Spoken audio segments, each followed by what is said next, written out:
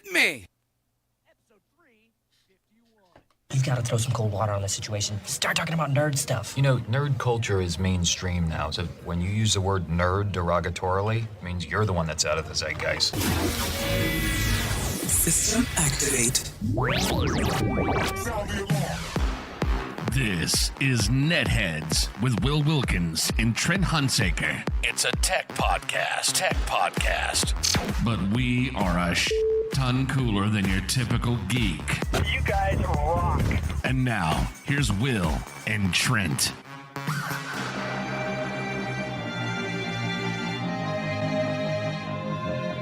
No one listens to the radio. I wasn't even listening. I was listening to podcasts. Podcasts are great. Radio's boring. Yeah, podcasts are great. They are wonderful. They're amazing. They're even better when they're actually going out on the internet the way you want. Hey, everybody, welcome another edition of NetHeads. My name is Will. And my name is Trent. If you want to take part in the program, you can one of many ways after the fact on that terrifyingly now owned platform known as Twitter. What could they do, Trent? Right? Oh my gosh. Yeah, you can just use the hashtag NetHeads, not unlike a longtime listener, Randy Chang, who proposed the question a few days ago, what social needs is the future with Twitter going the way it is? I have no idea. My response was, I don't know. I basically only use Goodreads now. Honest to God truth. I think I spend more time in Goodreads than I do any other platform. Oh, that is just amazing. That is just amazing. Of course, Hashtag NetHeads, and you can chat to us at any time, whether it's live in the chat. Well, maybe stay in the chat if you want to talk live. But for after the fact, hit us up on the Twitter. Hashtag NetHeads. that is all it takes. And also, obviously, we have not been around for a while. And Trent, why don't we tell them the reason why? Since, I totally forgot you told me this the last time, but coincidentally, I didn't bother you the month of November, so it all paid off. How have things been? Yeah, I made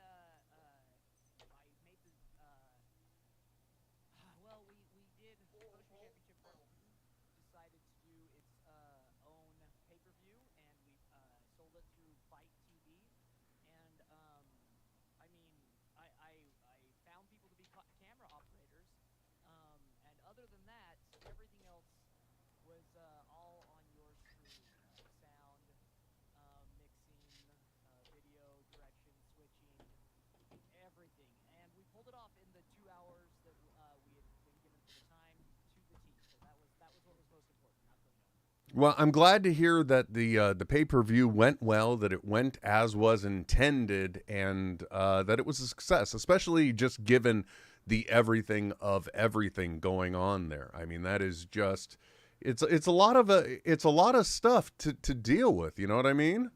Oh yeah, and there's so much stuff that like you don't even anticipate that's gonna pop up and bite you in the ass, or or just the lack of communication from what's happening next, and between the ring announcer and not giving enough time for the VTR to play through, so it looks fine live, but not, or for the live audience, but not for those watching live on pay-per-view. Just little stuff like that.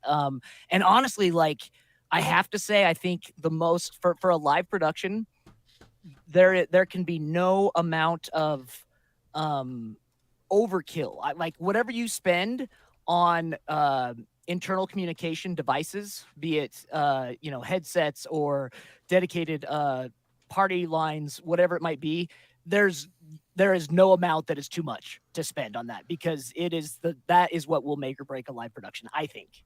Yeah, exactly, man. You gotta, there's no other way to put it. You got to be able to know. You have to have the confidence that when you are putting your hands on your camera, even in a multi-camera shoot, for example, you need to know nobody else is moving at the time, or you at least have one stable angle that you can rely on. But even in those times, you might be setting yourself up for a good shot, but you need to know that you're coming out of a stable shot when you're doing that. And totally. How did you but aside from communication tools, what did you do to What'd you do to do this big production, man? Yeah. So all of I only have two of the so I only did a 4 camera shot, two on the sides on shoulders, and then just a static, non-moving wide shot, my oh shit cam as I call it, and then a pan zoom at the back, and I ran them all into SDI cables, and then ran them all into my Roland mixer, and then so I was mixing the shots, or at least making all the cuts outside of the OBS stream, and then I used OBS to encode and send to Fight. I still can't believe that, but I also think it's incredibly awesome and really tells tales of the way of the tech that's available to people now. You mixed and ran out video for a pay-per-view event, and you did it using open broadcast OBS. software.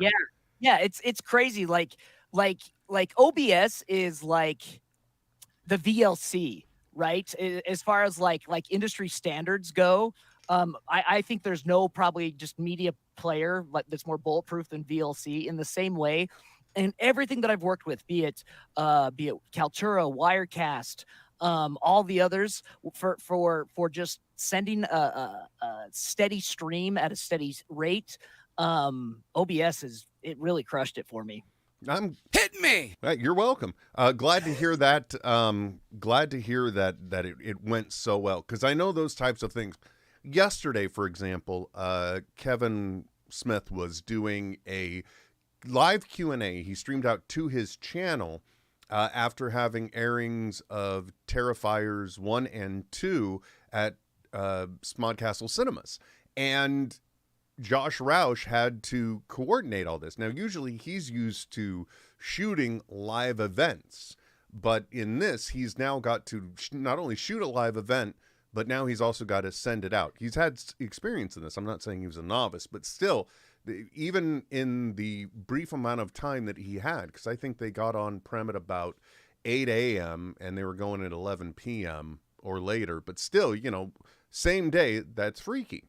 And he had to set everything up, but the final linchpin into his setup, OBS. OBS, yeah, and so what I found, and I think this is the case with any software you're using to encode and send, is to make it do as little work as possible, so it can just focus on that one thing. And that's why I brought in my external mixer, so that I could do all the cuts and everything. So I was just sending one stream the whole time. It's not like, or well, obviously it's in one stream, but I was only bringing into the computer itself one channel, one video channel, one audio channel, and all that was being mixed before it even got into the computer. And I think that I don't know, it was a constant rate at the height of their specs that they wanted, and they said it was at their height the whole time. What was your final delivery point though? So what was your last acquisition? Were you just doing like VDI, or meaning were you sending a digital network single across the network to a certain point for capture and delivery, or were you using hard media for like an HDMI out to for program delivery? Yep, exactly. So it was all converted to SDI from the cameras, then into HDMI into the mixer, and then from the mixer it went in via, you guessed it, the old-fashioned Elgato. Wait, so you're telling me? Yeah, dude. You're telling? I want to make sure I'm understanding this correctly. You're telling me because first of all, one of the people, or two of the people interacting tonight, with us, Zach Byerly and Michelle Kuzo, both of which are also one of our Patreon supporters. And so you're telling me that the I'm assuming, I could be wrong, but the Elgato US or B stick that they got you through support on our Patreon at Heads on Air over there, you're telling me you were able to use that for the pay-per-view as well?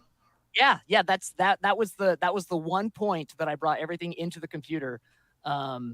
Dude, and dude, that thing is so bulletproof. Like, I know you can find those ones like on AliExpress for like $15 or whatever, but like, and at work we've had a couple of those cheap ones, and they crap out pretty quickly. That guy is bulletproof to the point where I've got pretty much all of Utah State University has just like bought them all up, and that's all they use now because they're bulletproof. They perfect. are, yeah. And for those of you who are wondering what we're talking about an HDMI capture device that all you need is, I believe, a USB 2 or is it USB 3? Which one is blue? It's 2.1 or something, right? Yeah, it's 2. It'll run on 2, but 3 is best. Yeah, and so that's all you need in order to bring some type of video signal into your computer now, because it's read by the Windows operating system at the least as a native camera. So it's driverless issues. You're just in it to win it. And Trent, I don't mean to take such a hardcore left off of a great tech conversation happening on a tech podcast, but you got some, for those of you that can see the signal, you got some serious action going on there, and it looks like you have an addition to the family. Yeah. So for longtime listeners will remember Sherman. The guy there that's on his back that are watching the stream. That's Gus, and he is the woman who I got Sherman from. That is her grandson's dog. That they just had a baby and 2 dogs already, and so they needed a place for that puppy to go that would have more attention given to it. So who better than the perpetual single guy? And the cool part is, man, I'm not gonna lie, his puppiness has brought out a whole new juventude in Lurch to the point where it's like having 2 puppies now. Awesome, man. Well, I mean, awesome to a certain extent, but it is nice when you have one young dog that helps one of your other dogs be young again, if you will, right? Yep, totally. So, well, congratulations, man. Let me take such great news and completely ruin it for a moment, if you don't mind. No, I wouldn't even say ruin it. I would say, just the good with the bad, and all life is what it is. I got a whole lot to throw at you. Now, our Patreon supporters have already heard about this because they got their exclusive podcast where, I don't want to say a grown man may have been crying, but a grown man may have been crying, Trent.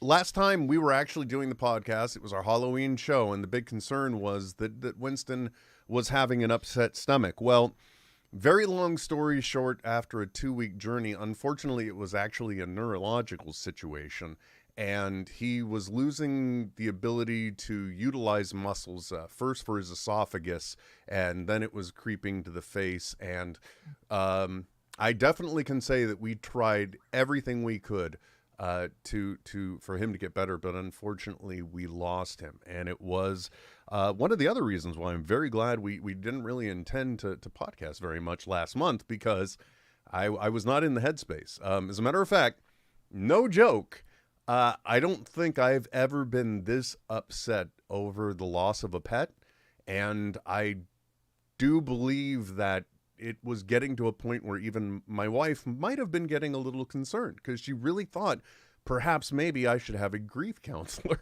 at one point, because I would, much in the same way from when you lose a loved family member, I would just suddenly break down.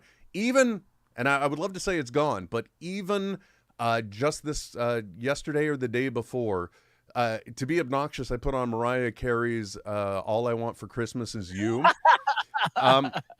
And then there's that one stupid line, all I want is something all I want under the Christmas tree.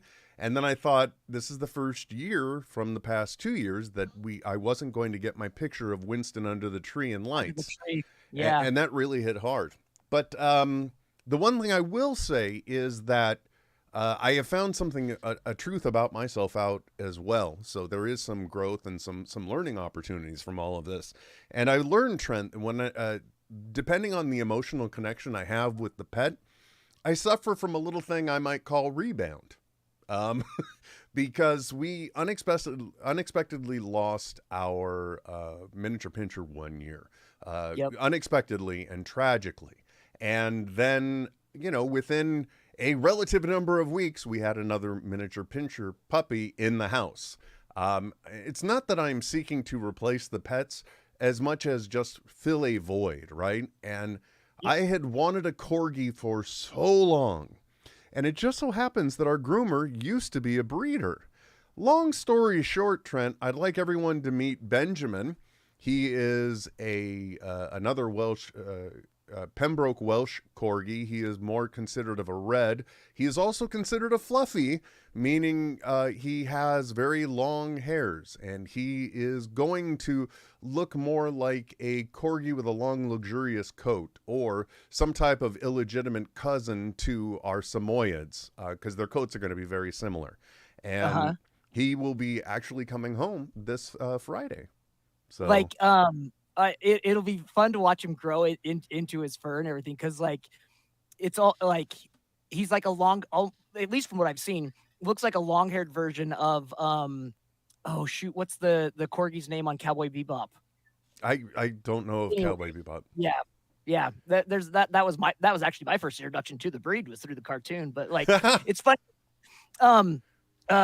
James Herriot, the author of All Creatures Great and Small, of which the television series was based, just probably the most famous vet of the 20th century.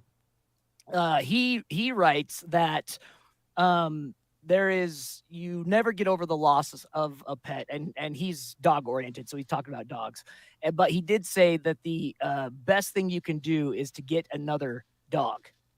It's not replacing anyone, it's helping, and he sees it as a way of remembering your old pet, because through the new experiences that you have with another dog, with a new dog, that will spark the memories from your old dog, and as long as those memories are still being sparked, that dog will never die. I like that. I'm going with that. It makes sense to me. Like, well, I mean, I feel like I'm recounting a story some people have already heard potentially, but let me just give you what I would really try and be the condensed version of the story. So this unfortunately happened on a Saturday, and one of the first calls I made was, and it seems like the strangest phone call to make, but I was very conscious of the fact that our groomer loved Winston as well, loved seeing him, and that the Samoyeds had a grooming appointment a week from that day. That is what I knew. And so I instantly knew in my current state, and very much predicting my grief reaction, I straight up called our breeder second after I told my family that it was time. And I called the breeder second just to leave a message and say that. And then I called her back, I think, when I got home, just to say, hey, apologies for the emotional message, but obviously very raw. So skip ahead. I don't want to say it was that Saturday night. It may have been into Sunday, and I don't want to say that, my knowledge of the internet and my experience as an IT security professional made it very easy for me to locate my breeder's phone number.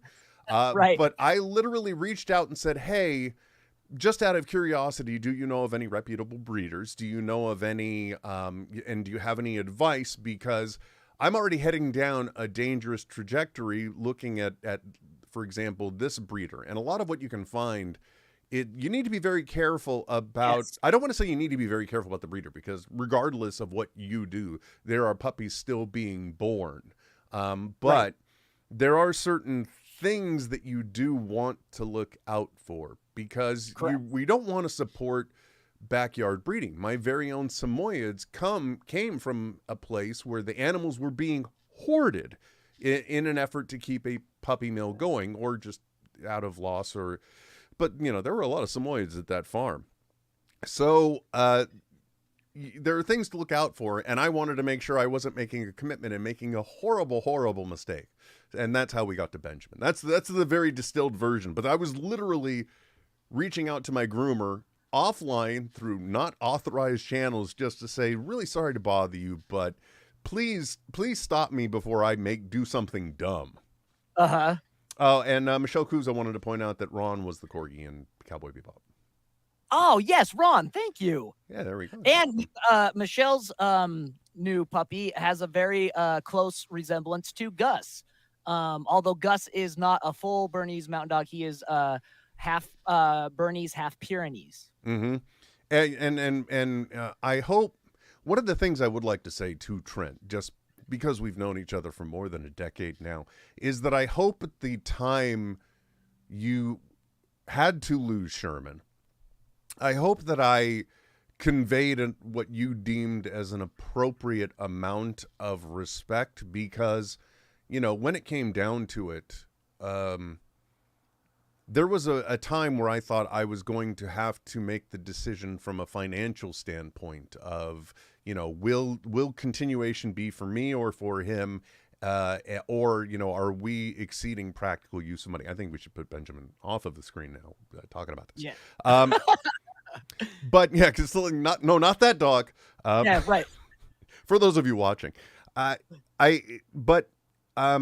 you know, that was one of the things you had to face. It was quality of life and the economic prospects of the future. So I hope that at the time you went through that loss, I hope I conveyed the appropriate amount and kind words of sentiment, because when you come to that point, it's one of the worst. I mean, when they tell you it's the inevitable, that's one thing.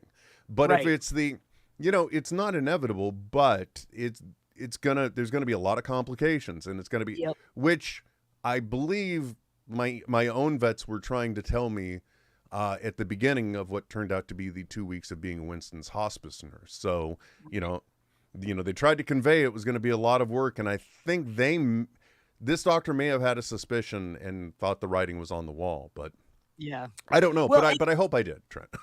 and like how like that to me as well. There is a good indication of I mean, just like a mechanic, a vet has the potential to really take advantage of customers, of clients, and like that's why I knew when I went through all that stuff with Sherman, like these guys are awesome because they didn't pressure me at all, one way or the other. They just gave me the facts and tried to be as you know, as understanding and nice, but not like, oh, if it was my dog, there was none of that stuff involved. Like, but they were very upfront and honest about like everything. And like, because like, think about it, man, if you were a vet and you were just a shitty person, you could freaking just fleece people nonstop for money because they're like our kids, and so we're gonna do anything we can to like, oh sure, give them this, that, and the other, and like. Well, Trent, I think I can, and I'm gonna keep the camera on you for this, even though I'll be talking, because you know I want to see this as well. But you know there are two words that no pet owner, especially from a financial standpoint, want to have to face, but also, you know, from your pet standpoint, but also from the financial aspect. Now I'm going to cut to you. And those two words are emergency vet. Yeah, see, that's what I expected. and you're like, oh Lord, no. And I'm not going to say how much we spent trying to make sure Winston was comfortable and the like, but this is the first time I've ever had a vet send me a bouquet of flowers. Again, that's how you know that you're in the right place, right? Like someone that sends out that little personal touch. Well, there are some personal touches they also will do, which I never appreciate. I refer to them as the rattlesnake in the mailbox. And that's when you're not expecting it, and they send you a grief card, you know, a condolences card, and it's got that stamp of your pet's paw in there. You know, look, if you're a vet, don't do it unless the customer requests it. Don't do that. Yeah, it's okay to send a condolences card, but absolutely, yeah. But the paw print from the past that's a lot to process. Yeah, exactly. So, but enough about all that. So there is a happy ending, and I mean, are you already calling him things for short, like Benji, Ben? Well, Benji is how we came to the name. Now, those to try and also make a very long story short, because there are so many other things I wanted to talk about today. The name we started on Teddy, but even then I could tell it wasn't really locked. Then, of all things, my daughter was referencing a scene from the original Pitch Perfect where one character whose name is Benji comes out and does something, and she's like, oh, it's like Benji. And I'm like, Benny. Or I said Benji, and then I said, wait, Benny. And the moment I said Benny, that came out because Benny could also be short for Benjamin. Benji could be short for Benjamin. So yeah, those are a lot of names in play. But my breeder also loved it because she has a name, a nom de plume, if you will, for each litter. Right. And in that, she likes to try and tie that name into the formal, fancy AKC names that they make, right? They do. Yep. And so this, the breeder's name, her location, whatever, it's Gwendolyn's. Okay, so, and I'm only saying this not as a plug or a promo, but because if I got to stick with the whole thing or I'll forget all of it. And so this was the My litter, which when you're Facebook stalking somebody really makes no sense, but then you learn it's the naming convention. And so because I was going with Benjamin, I'm like, well, I know the perfect My term, which is where's my money? So it's Gwendolyn. His formal name is Gwendolyn's Where's My Money? And in short, Benjamin, or in the summarized name, Benjamin. Of course, referencing the greatest of all internet videos ever made. Funny or Dies, Where's My Money, bitch? Yeah, exactly. Here comes the landlord. Oh, is that the one you're talking about? Was it the landlord? Yeah. Oh, yeah. Okay. Uh-huh. Just wanted to make sure. Oh, and like from my standpoint, that was the first viral thing I was ever aware of. I think that I knew to call it viral. Yeah. That we could see from the ground zero to internet infamy. Yeah, definitely. I wonder, where is that kid? I'm sure somewhere there's already some type of documentary or something that's been produced about where his because wasn't it his producing partner's daughter?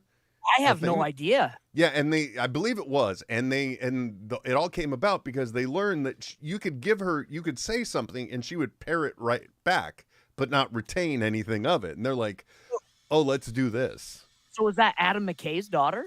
Maybe I could be wrong though. Interesting. Okay. Because I'm pretty sure Funny or Die was Will Ferrell and Adam McKay's brainchild, or at least financially. It was one of the Gary Sanchez products, I believe. Yeah. For sure. But I'm not here to recount internet history to anybody. Yeah, if you want a good recount of internet history, just go to Internet History, the YouTube channel. It's amazing. Internet Historian, I think it's called. Or the Internet Archive too. There's another. Yes. But I mean, if you want to summarize story, I go back and look at old domains sometimes in Internet Archive because I guess I've got no life. There have been sites that I was really happy with, and I remembered doing something special with the CSS and stuff, but I didn't have a saved copy of it. So I went back through the Internet Archive, the way back machine, to pull that CSS and HTML so that I could, have it. Very nice, man. Very nice.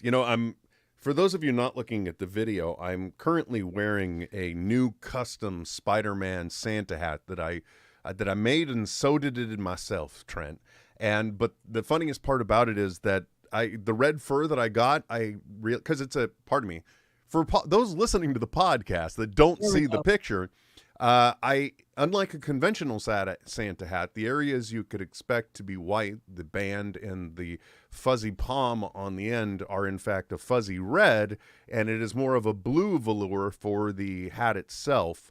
And when I got it, I did not realize the fur that was on it was roughly 3 inches. So I had to play barber shop with this. I was just looking over and realized I've got a Clark Kent almost swirl coming down for some hairs that I missed trimming. Yeah. Now, how does one go about trimming faux hair?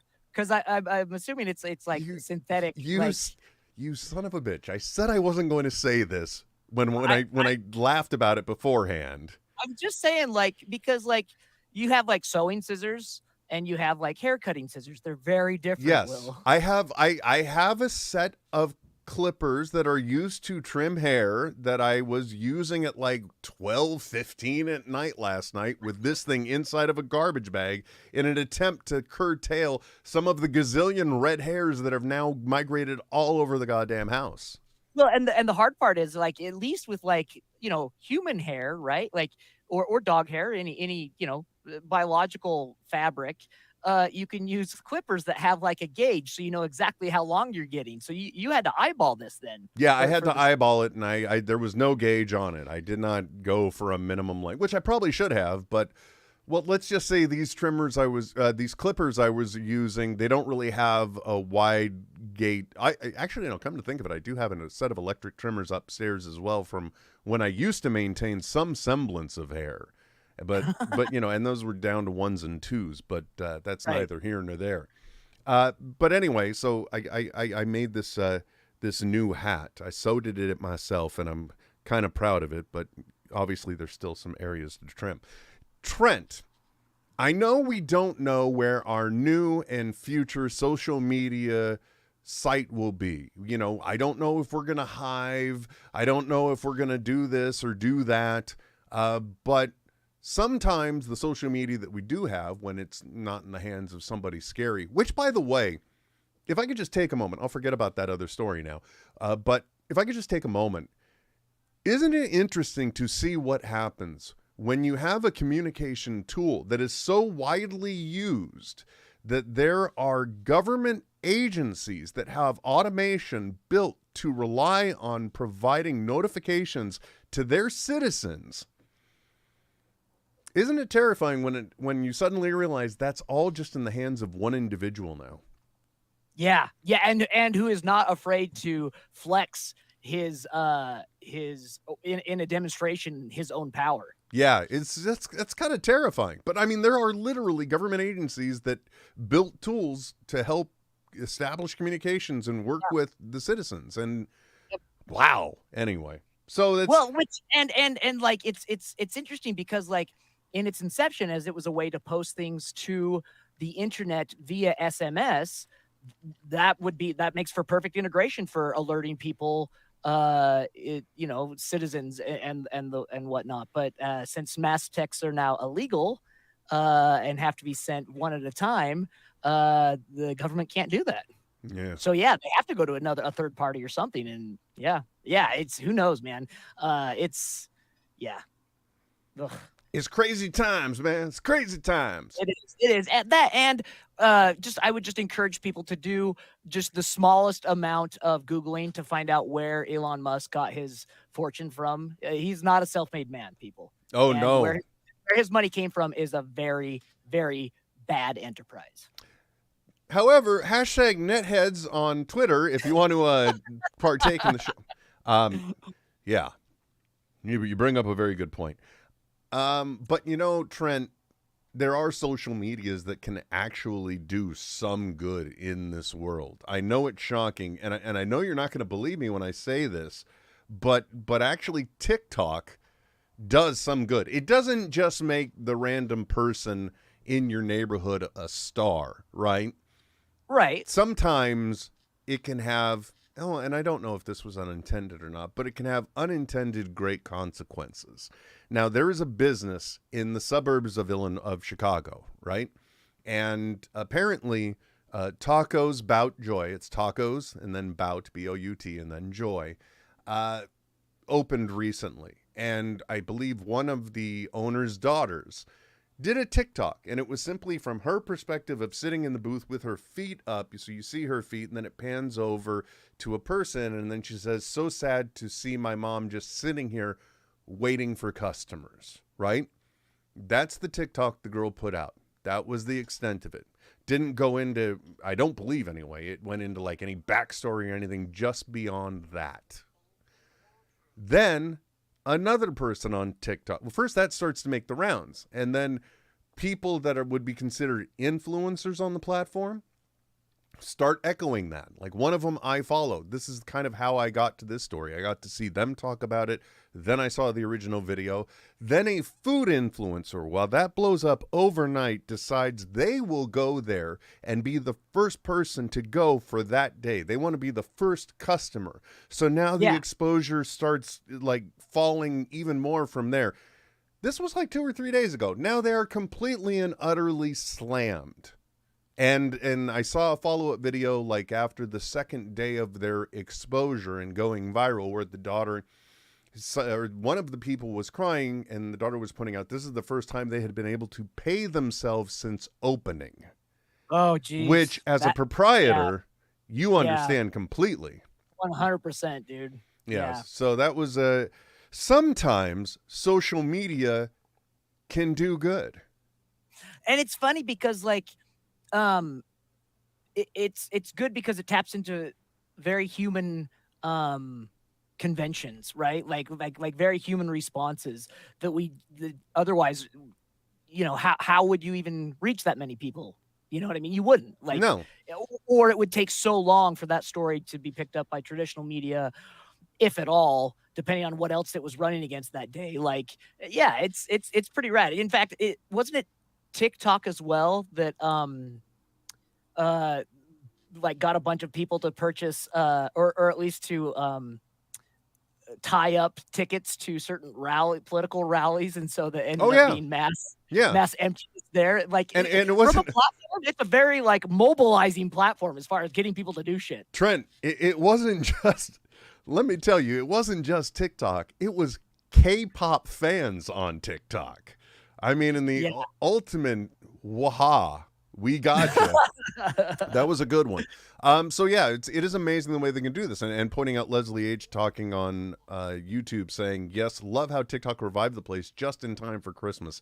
Exactly. And it's a very human struggle. And when it comes, you never really think about how you can help somebody just because, you know what, I'm going to go get some tacos. You know what I mean? You don't think about it's just your tacos. No, it's not. It's the place that made it and their story and their recipes and their struggle. And you never think, I'm just going to do this one thing and I could be part of something. And then when you see that it's just that easy, it's just as easy as wanting a taco plate, a plate of 3 street tacos that you can help make a difference. Huzzah. You know what I mean? Well, and even if you're looking at it from like an economics perspective as well, like it's been, a few years since I looked it up, but the biggest box or the biggest, store in America only puts, I want to say 0.3% of its earnings back into its local economy.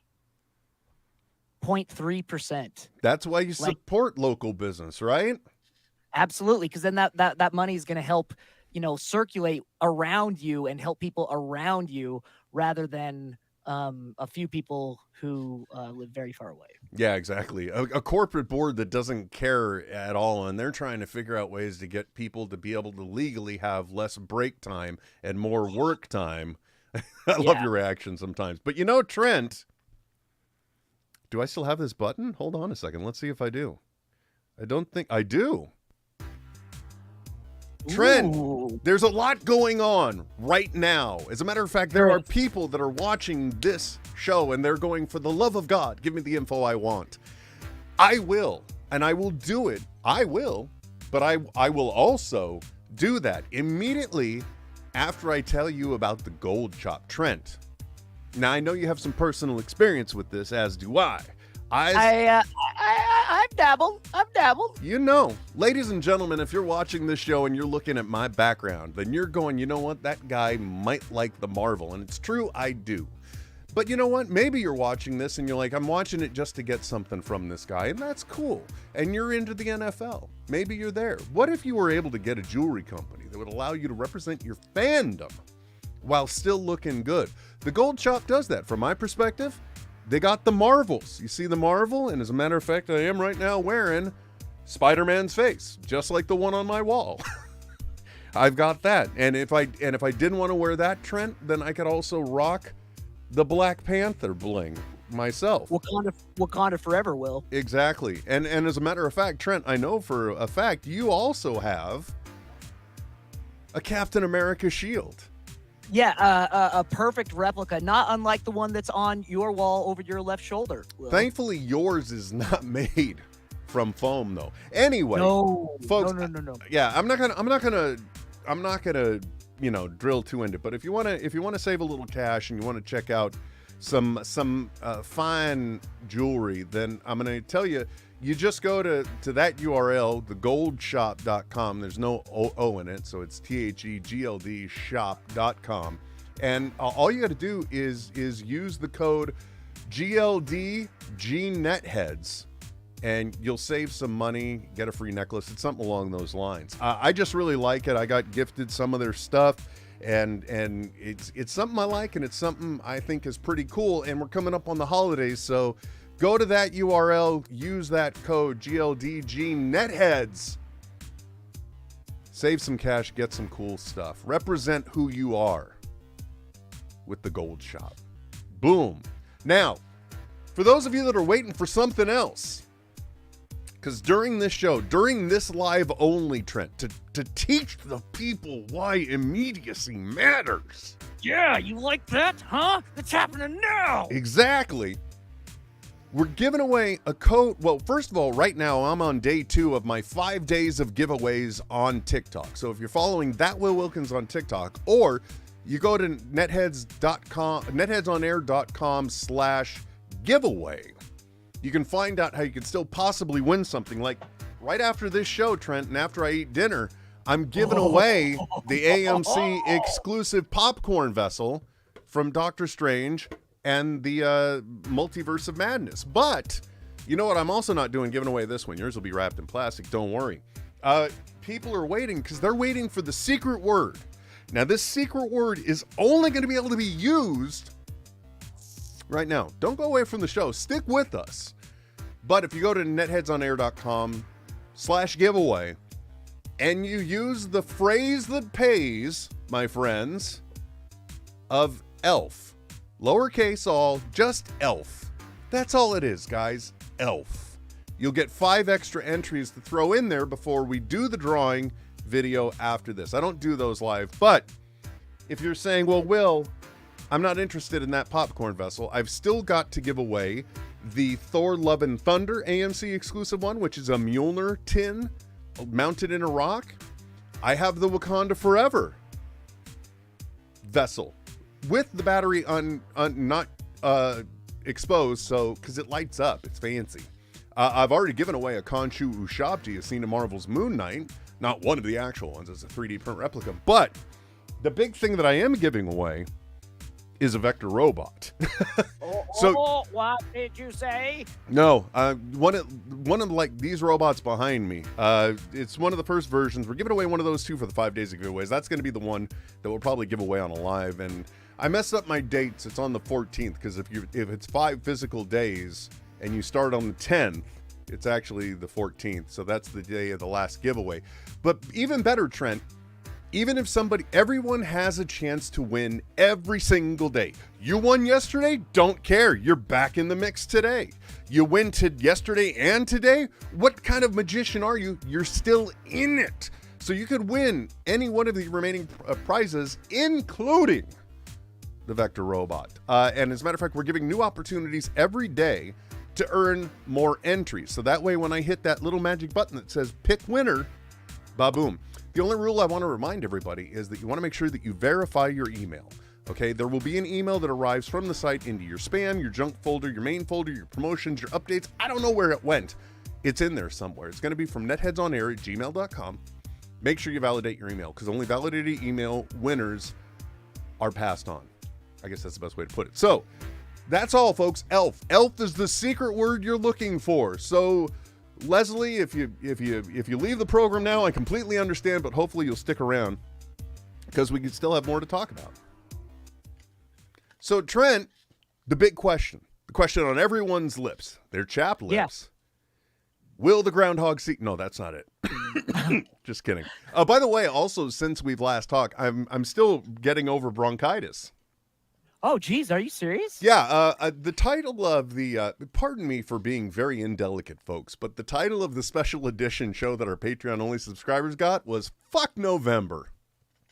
And that's how I felt, pretty much. I accept that.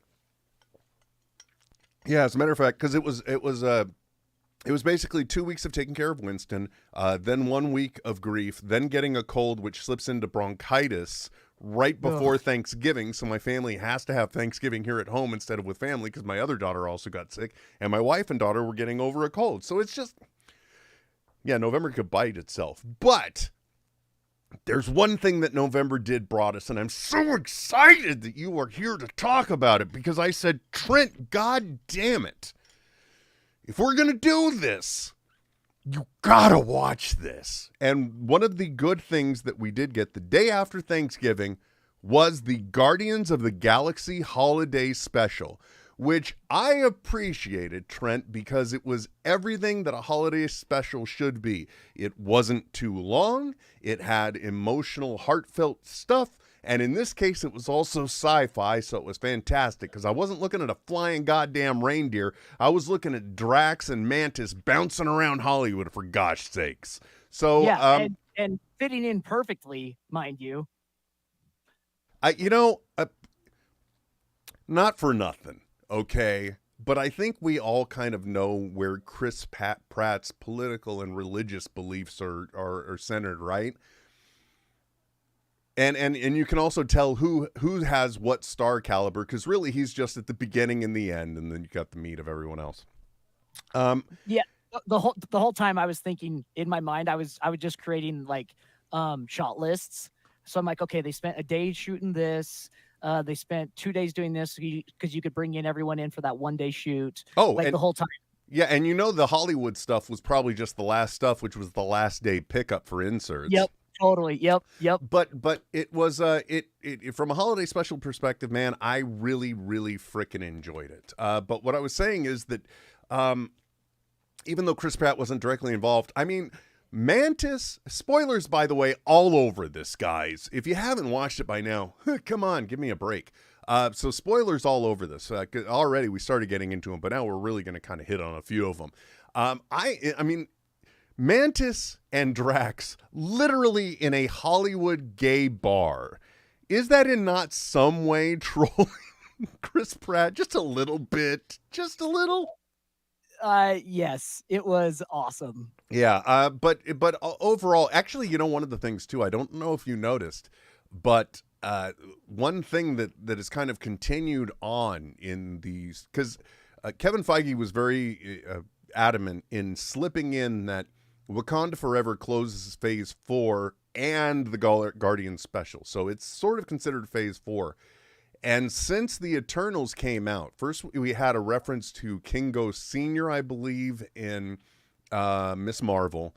And I think there was one other reference. And now in Guardians of the Galaxy, while they are going in the bar and while they are drunk on the street of the bar, if you look up, there is an advertising billboard for Kingo's Christmas. So, oh, really? Yeah, I missed it.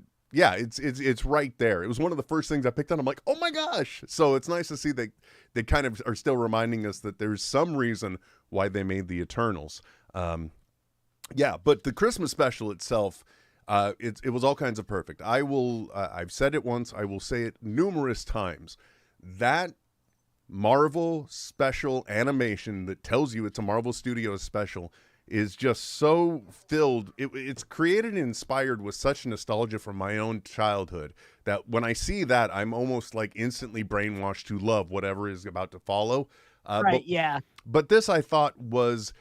It was the most Guardians of the Galaxy possible holiday special that they could have made. It has...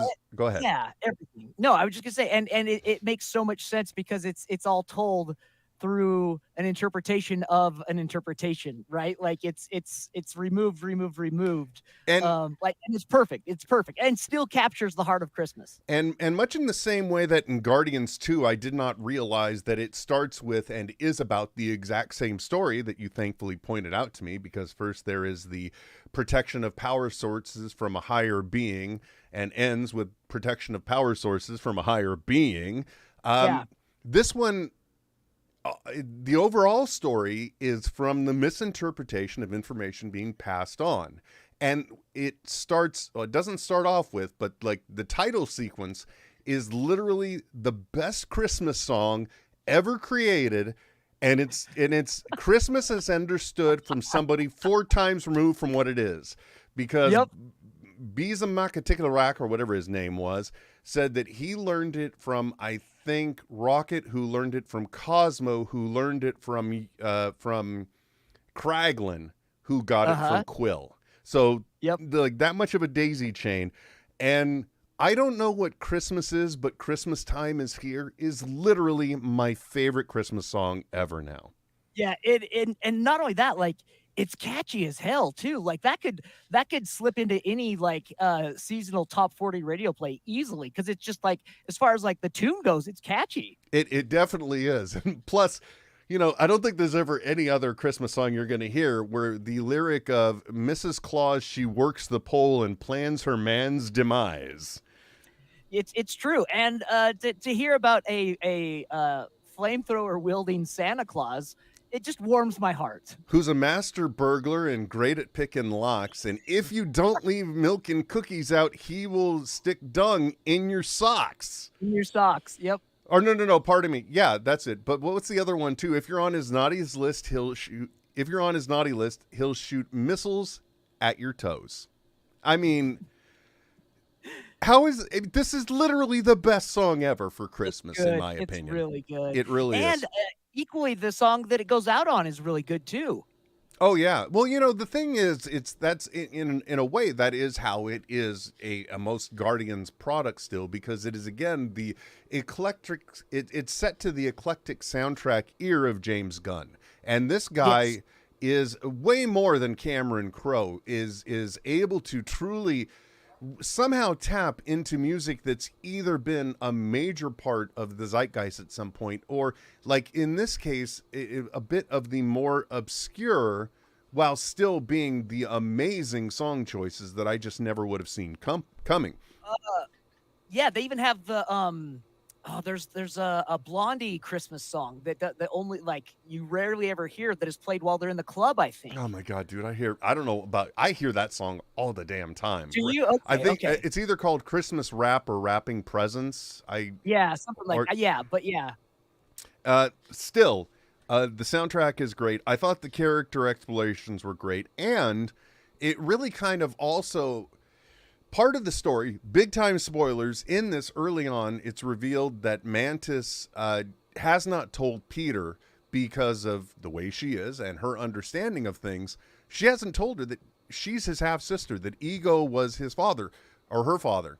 And it makes perfect sense, though, because even when we're introduced to her in Guardians 2 and that she's like a flea with a purpose, well, how did he, like, I always ask the question in my mind, because she's like, well, he found me. How did he find you? Because she was one of his attempts at tapping into the source. Yep. So yeah, but it was interesting though, because I say anything goes in your plot as long as you can make it make sense in that realm, right? And she tells Drax perfectly, and it made perfect sense to me why she hadn't told him, and that was because she didn't want him to remember all that loss that came from her father every time she looked at him. Yeah. Or he looked at her. Like, and I'm like, oh my God, yeah, I wouldn't want that either, like to force that on someone just by my visage. Yeah, exactly. So, and again, she is obviously a character with a very unique perspective and take on things, because she was more than likely raised in Ego's world, on Ego. You know what I mean? Yeah. And so, and obviously but also, because I was going to say it's obvious from her interactions with Drax, but also for the Christmas special, I don't think they could have picked two other characters better to represent the main body of the story. Totally. And they play off each other like a Jack Lemmons and Walter Matthau, man. It was perfect. My favorite moment of television that I have seen in 2022 is literally Mantis yelling at Drax to get over the Zarg nuts. The energy and delivery of that line, boom. And oh God, and just like that Drax character, Dave Bautista has just freaking like owned it to a whole level that, like, I'm glad that's, additionally, initially I was like, I don't know if he's gonna be able. It's perfect. It's so perfect. The interesting thing that Tony, Mr. Marvelite, pointed out to, or reminded me about, that is very interesting. If you think about, which, I don't know if you've seen Thor: Love and Thunder yet. I've given up on you in trying to. That's why I demand that you watch the media before we go on now. But in that, there is a moment in the beginning, the Guardians are present, and Drax is in a vest. In this, he is in a vest and a Christmas jumper. And There are two things that we took away from when James Gunn was originally dismissed. He said that, after his obligations, he's done with Drax. After James Gunn comes back, that story, I don't want to say it modifies, but then we also learn that he's like, well, yeah, I'd still be done with it because the physical demands of the character at my age make it unattractive for me to do. And now Drax is always dressed. So yeah, that's true. Yeah, in fact, in the last sequence, he's wearing a Christmas shirt, cat laser eyes. Christmas laser cat shirt. Yeah, it's a great Christmas jumper. Sweater. I don't know why I keep calling him jumper. I'm on this side of the pond, for gosh sakes. Yeah, I was gonna say that's what the Brits call it, right? You know me. I'm just one of them Anglophiles, but I'm not going to do the accent and be insulting. But a jumper here in the States is like a one piece outfit, right? I mean, dude, let's not. It's like soccer, football. Come on, man. But like a lady's jumper, I always thought was like pants and top together. Yeah, it is. It is. Or a romper. I don't know, man. Why are we talking fashion? Look at how you're dressed. Look at how I'm dressed. We shouldn't be discussing fashion, for God's sakes. Or clothing or perception of it. But Will, yeah. For me, yeah, they gave me more of the character that is like a top 3 for me in the Marvel universe, and they gave me more of this character, at least the MCU's version of it, than I think we may have had elsewhere, and I am gratefully appreciative of it, and that is in Cosmo. I would have appreciated more of a practical dog. However, that said, and I just mean like an actual dog rather than you can definitely tell the dog, not in a bad way, but like it's a CG dog. You can tell, you can tell exactly where it happens. But I would also agree because the character delivery is just awesome, and it really is. And you'll be happy to know that Cosmo is part of the Guardians for the 3rd installment. Yeah, as an official member now. And it's which makes total sense too, especially as they are back at Nowhere now, and if they're following past iterations of Cosmo is the long-standing chief of security for the station, so makes sense. What's your take on them buying Nowhere from the Collector? What do you think about that? I mean, whatever, it's fine. Couldn't they have just? I mean, couldn't you guys have just had a condo there? Yeah, or like yeah, it's fine. I mean, the only thing I'm thinking is that when Thanos trashed the joint, he also burned up any material that would have been of value, because that used to be a mining organization. Yeah. Oh, absolutely. Yeah. It's a straight up like space station now, and it kind of looked that way too because there's more. The lighting was a lot better than it was previously, to show that it's a lighter area now, or like in like levity, but also like it's all like goods based. There's a lot of trading, a lot of shipping going on in the backgrounds. In fact, like it looks like Quill is just like signing off like shipping invoices. In that scene or whatever. Like so, it looks like it's a full on like deep space just station now. Yeah. Well, but still, now that the Eternals have happened and we're all aware of the Celestials, it's not necessarily probably the best place to have a base of operations inside the head of a former one. No, gosh, no. Anyway. And one other thing, too, that it's kind of nice about, if you think about it from a writing standpoint, for the whole Mantis as Peter Quill's sister, that is definitely something that they don't even have to reference in Guardians of the Galaxy Volume 3. They don't, it's not something you have to mention. It's nothing they have to come back to. So like, I literally have to wonder, because I know, no, I don't know, but I have to wonder which came first in that case. You know what I mean? As that being a plot point. Is it just something we see in the special, or is it going to be something that somehow comes up in the next one? Who knows? Yeah. I don't. But from a writing standpoint, they don't have to reference it again. No, yeah, exactly. It's a nice aside to throw in, like, oh yeah, plus, or apologetic like justification in our minds. That's why he's going so easy on her for messing up, because they're siblings or whatever. But Kieran Gillen, or Karen, how do you pronounce her name? Karen Gillan. I think you got it right there. Okay, Karen. Yeah. Or Gillian. I don't know which one. I don't remember. Yeah. Now you've got me. It's Karen Gillan. I Stop know. getting in my head. She just always crushes it as well. Like the casting for Guardians is so good. Like, and she just like she's always like just embodying that character perfectly. In that the last scene when they're dancing, she's like kind of got a good move going on, and then she like throws in like this like robotic twerk like out of nowhere. That like there's just so many like little pieces in the character work that they throw in there that are total throwaway, like don't matter at all, but they're still doing it. It has so much rewatchability. The way she yells, "You can't run from me, Bacon!" Oh man, guys, if you haven't seen it, sorry we spoiled it, but if you have seen it, go. I will be honest, I have watched it at least 4 times since it dropped, at least 4, and I know you've watched it at least once. And it's only 45 minutes long. I think that is what's important, is you're not having to invest like a season into it, right? That's the other thing I forgot to ask you about, because the Guardian special, aside from the trailer that ran for it, this is the first look at what this Groot looks like for everyone else. I was in Hall H. I got to see Swole Groot, as I call him, but this is the first time everyone else got to see, like, you know, Hulkbuster Groot, if you will. What do you think about that body build on him? It's super interesting because they I forget who it is. Someone references that he's just a kid.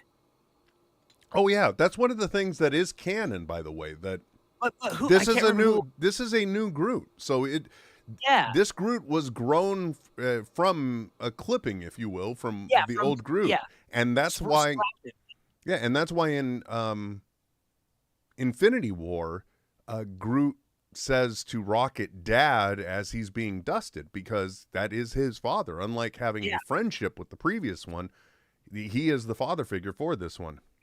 Yeah, and so it's just interesting though, because when he called him a kid, because the last time we saw Groot, I would have suspected that he was like in full on teenager mode.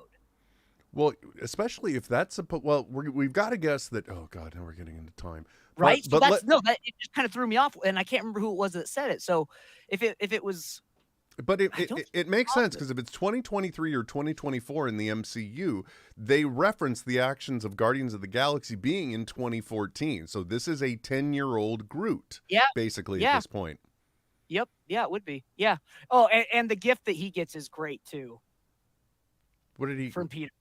He got a original Game Boy. Oh yeah, that's right. That was cute. The other thing I like that, of course, we don't see, but that I assume as I add my part of the narrative of the interpreted art, when Groot gifts everyone. First of all, there's when you go back and rewatch it, there is a heartbreaking take that they just add in, which is when Groot is handing his gifts to everyone. When he gets to Nebula, she literally does this.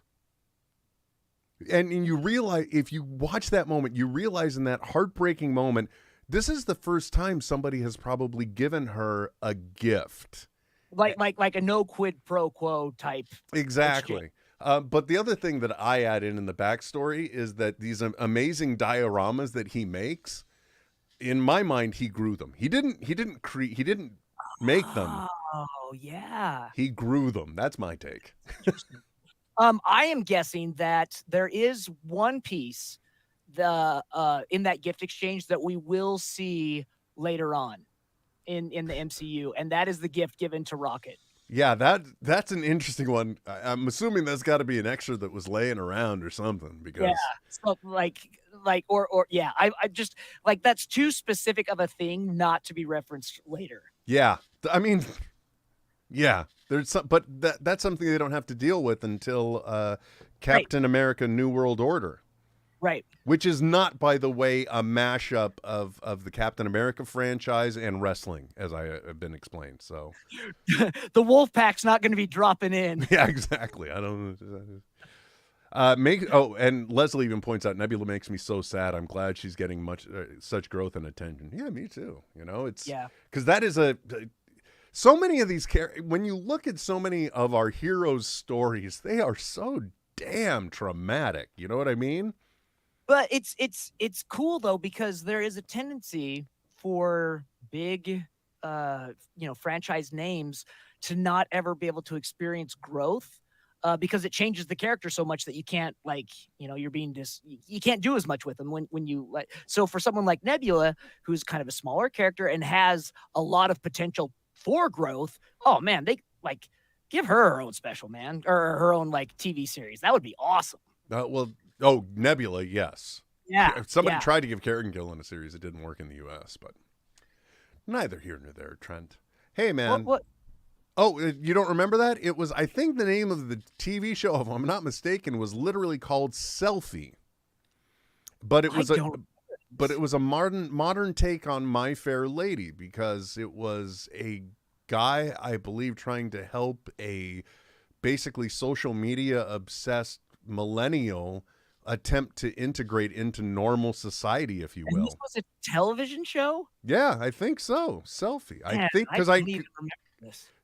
you just know that the pitch was literally, it's just like, what's the name of the show? Selfie. Oh, we got to run with that. Oh, sold. Yeah, throw out another buzzword. Viral. Yeah, let's do it. It's the name of the show is Viral Selfie. No, it's Selfie Viral. Nope, that makes no sense. See, this is the reason why we're not on marketing panels. Anyway, man, I think, with the false start and everything, I don't know, but I think we've hit the end of our journey this time.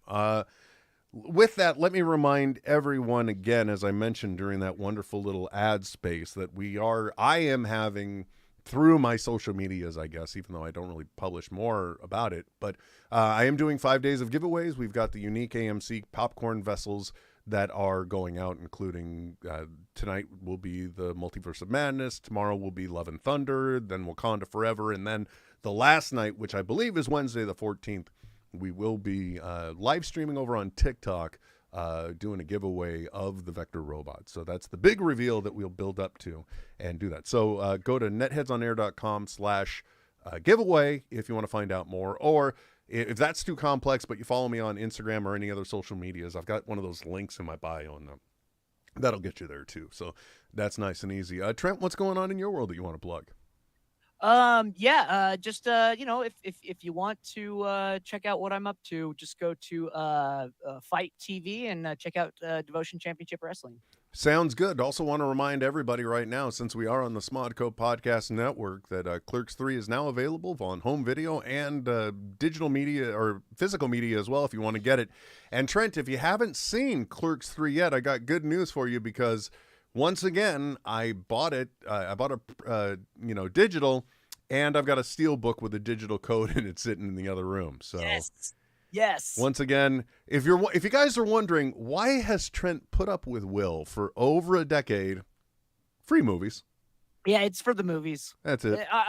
I still find myself in the green, or is it the red or the black?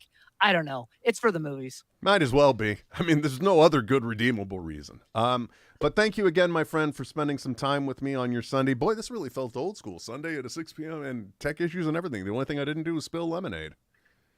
Yet. Or drive heavy equipment into a pool.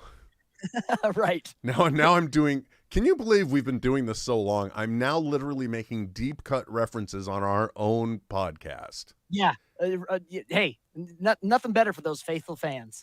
By the way, speaking of faithful fans, I loved one of the photos you sent the other day, posted on social media, and in it, you were in your overalls, of course, but underneath it was still the old tried and true Pew Pew t-shirt, which honestly speaking, man, you should you should have a digital shop, even if it's just one of those fronts where it does. Why aren't you still producing Pew Pew t-shirts, if nothing else? Yeah.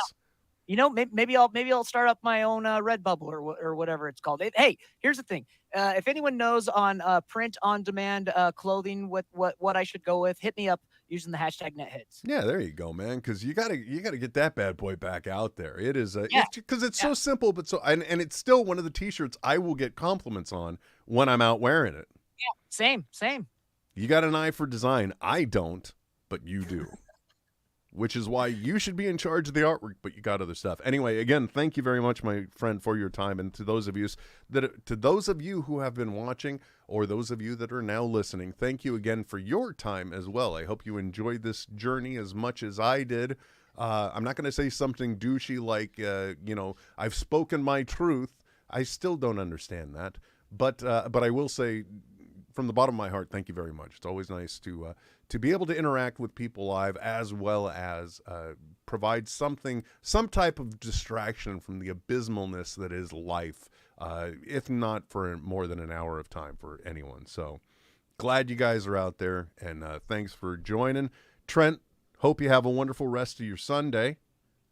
As I wish the same to you and yours, Will. I would, but I'm going to have a big folding party after this, because I've got, more embarrassingly than I wish to admit, numbers of baskets of laundry to fold. So that's what I'm going to be doing. But it's also a very zen thing to do with your Sunday evening. I'll tell you that right now. I love folding laundry. It is one of the most, it's the, how do I put this? Like, if you ever like have self-doubt and you're like, you know what, I just don't have my shit together, I guarantee you, if you fold and put away all your laundry, that feeling will go away. I don't know how long, but it will. Yep, it does. Yeah, it is a good way to put a little control back into your uncontrolled life. Exactly. So guys, now take that little bit of advice, go into the world and try and make your life a better thing. If nothing else, just by coupling those socks together. Until next time, my name is Will. And I'm Trent. And we'll be back soon. This is NetHeads with Will Wilkins and Trent Hunsaker. Signing off. I know, right? But stop being a little Nancy and deal with it. NetHeads. We'll be back soon. Goodbye. This has been a Smodco Internet production. Sip. Only at smodcast.com.